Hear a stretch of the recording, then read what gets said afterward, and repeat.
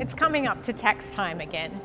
Each year, almost 9 million Australians claim about $22 billion of work expenses, many of which relate to working from home.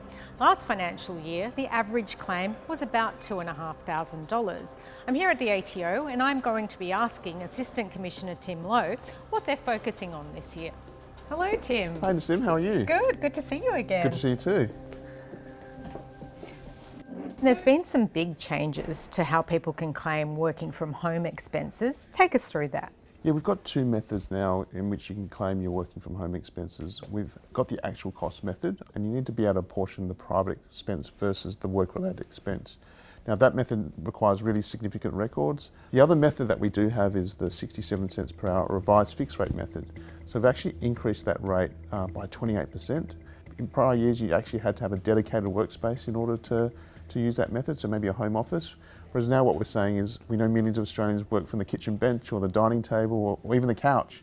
Now with that method, it's really easy to use. All you need to do is work out the number of hours you work from home, multiply that by 67 cents per hour, and that's your deduction for your working from home expenses. But tax agents are warning that if they use this new method from the ATO, it might actually result in them getting a lower tax deduction. It's really going to depend on people's facts and circumstances, but it all starts with records. The ATO also has its focus on rental properties this year. What's your message? We are seeing 9 in 10 rental property investors get their tax return wrong. We are seeing people make a lot of mistakes when it comes to their interest deductions in particular. So we do see people refinancing their loans and then using the refinancing amounts for private expenses like to buy a Tesla or go on a holiday with their friends.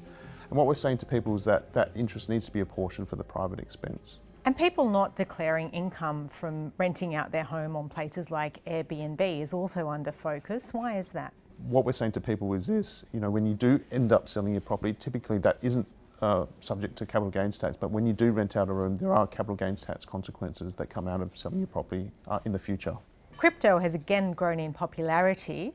What's your advice to people with these types of investments? Yeah, we know 1 million people have invested in crypto over the last 12 months.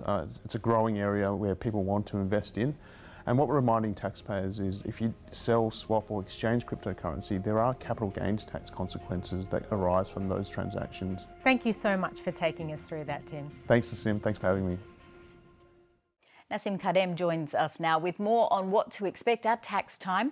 Nassim, the ATO is now using real-time analytics to ensure people don't overclaim. How are they doing this?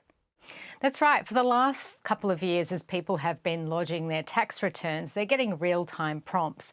And those prompts will tell you if you make a claim and that claim is out of sync with your industry or your profession, the ATO system will say, well, this claim doesn't seem right. You might want to recheck your figures.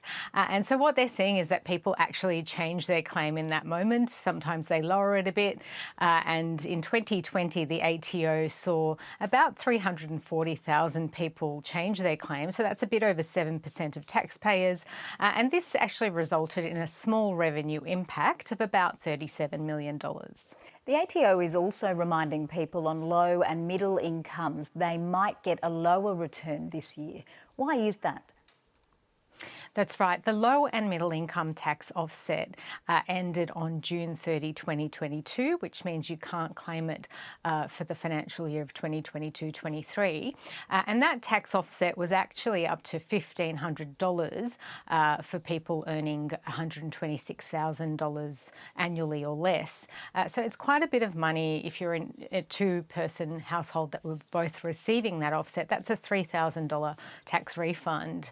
So a lot of people in that low to middle income bracket are really going to feel the pain of not getting that offset this year. Nassim Khadem, thank you. Thank you.